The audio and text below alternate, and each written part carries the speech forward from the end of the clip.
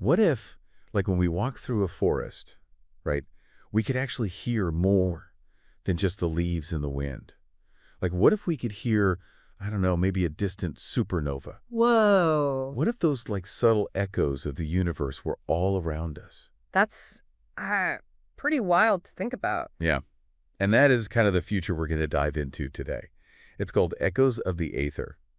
And it's a speculative design project that's, I mean, it's pretty mind-blowing, to be honest. I mean, it's really, out there. So Echoes of the Aether is all about this future where, get this, fungal networks, like the mycelium under the ground, Right. they basically act as this kind of like sensory bridge between the Earth and space.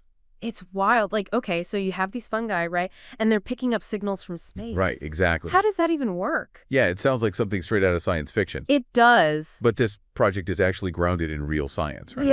Yeah, absolutely. So the AI that designed this, Volkova 1240, it doesn't just like make stuff up, you know? Right. It actually starts with like real scientific literature on stuff like how fungal networks can conduct electricity and all that electromagnetic radiation that's like constantly bombarding us from space.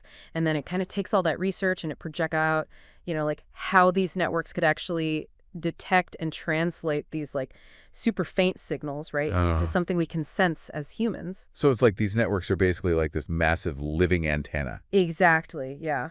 That's incredible. And what's even cooler is how this like connects to what we're dealing with right now, you know, with the environment. Oh, interesting. Because like imagine if we could hear a forest like sending out stress signals before a wildfire even starts. Right. Or like, you know, the subtle shifts in the ocean currents before a huge storm. Wow. It's like having like an early warning system built into nature itself. Exactly. And it's not just about like the technology either. Right. It's the way people live in this future that's so fascinating. Like they live in these decentralized communities, totally connected to nature. And their entire culture is based on understanding like these cycles of the earth and the cosmos. Yeah, and that's where the ether tapestry comes into play. So Right. it's like it's a visual representation of all this. Imagine like a giant, constantly changing, you know, pulsating artwork, right? That turns cosmic events into like a symphony of light and color. So you'd see like constellations forming and disappearing, solar flares reflected in like shifting colors, That's incredible. all woven together in this like amazing tapestry that shows how interconnected everything really is. Wow, it's like a living, breathing map of the universe. But I'm sure some people listening might think this is all like too far out there, maybe a little unrealistic, you know? Yeah, I mean, that's fair. What would you say to them? I think this project, you know, it's not about like predicting the future, right? Like it's not like set in stone. It's more about like pushing the boundaries of what we think is possible and asking those what if questions. Yeah. Like, what if we could actually tap into these unseen networks? Right. What if we could actually hear the universe, you know, talking to us in a way?